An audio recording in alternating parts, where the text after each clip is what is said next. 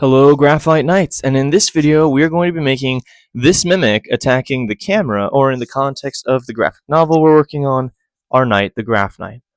Let's get into it. If you remember, we've been wandering through the ruins of Lentok looking for Bagrock the dragon, the great and terrible foe, right? The infamous enemy of the people in the region that we happen to be in right now. And so Graphknight has gone into the ruins of Lentok, long abandoned, long forgotten, except by looters, but they don't go very deep because they think the place is haunted. One of the reasons they think this place is haunted is because the candles never stop burning. The place is lit no matter where you go, even though it's been decades. The other reason, as we are discovering in this panel, is because some of the treasure is in fact alive. And that includes this treasure chest, which happens to be a mimic. Now, if you don't know, and I'm going to speak in broad terms here, a mimic is a monster that mimics or appears to be something it isn't, typically an inanimate object. So they can actually take multiple forms. The chest one is probably the most famous, I would say. Probably Dungeons & Dragons has done that. Is this a Dungeons & Dragons original idea? I don't know. I'm curious to hear that. If you know that, let me know in the comments. For us, though, what we want is an exterior that is believably a chest, something that you wouldn't notice right away, and then an interior that is believably a monster, something that you would definitely want to be weary of. And so we've given him lots of teeth inside of his wooden frame. He has a mouth that opens up into kind of a black pit of a thing. It's almost like a black hole. It's like the space gives this appearance that even though it all fits inside the chest, you could lose a whole body in there. Like, it is quite a space with many folds that could devour you quickly. And then we're going to have this tongue shooting out, and I want the tongue to read as if it's a part of this inner mouth / cloth feeling. The whole thing is going to be like a red fleshy color that we're going for. I'm feeling pretty happy with our mimic. I haven't named him.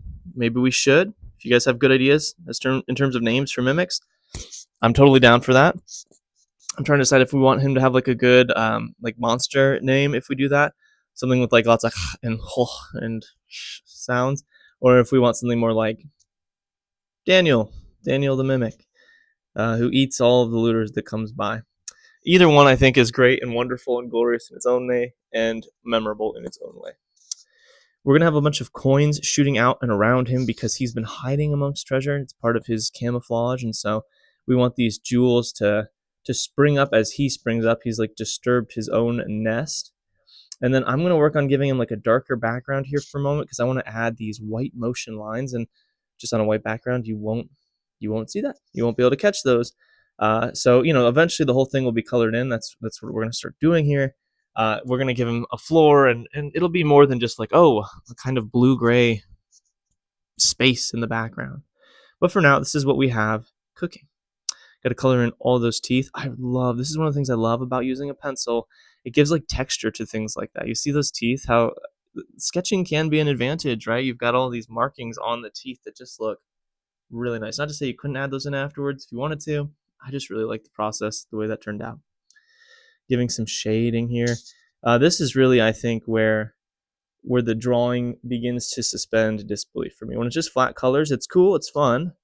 But when you start adding those little bits of shade, and I don't have 6 different colors of shade in there. I've got a dark layer, a light layer, and sometimes a super light layer. And maybe I'll go like red, yellow, blue for certain things in terms of shading.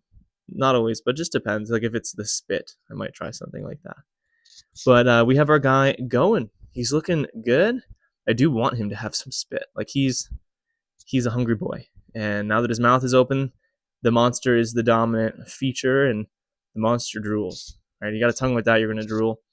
It's not really a testimony to his character as much as it is a testimony to the size of his tongue and what he wants to use it for, which is to eat unsuspecting wanderers. Whether they be looters or heroes, he's pretty indiscriminate. He is his own hero, and he's going to feast. We're going to put gold piles around him. That's where we found him in the scene, right? So when we first saw the chest, he was sitting amongst gold piles, and so I want that to stay true. I don't want him to just have teleported in front of them. No, he's jumping out from where he already was. And those gold piles also covered in jewels. The ruins of Lentok, super fabulous if you get deep enough. They used to be covered in jewels all the way through. Maybe you've seen from previous videos, like the doors used to have gems on them. Those gems were booted, looted, taken. Same thing with the inner hallway. You go deeper down, you go deeper down. As far as looters felt they could go, they went until they couldn't go anymore.